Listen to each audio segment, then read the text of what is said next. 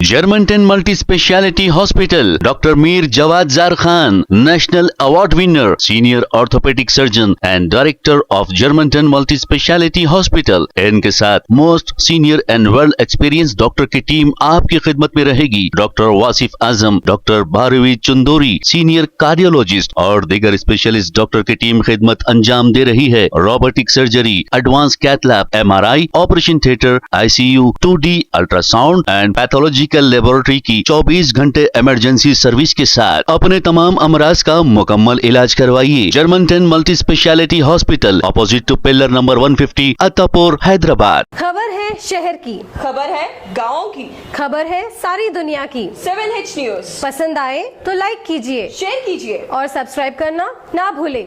7H news.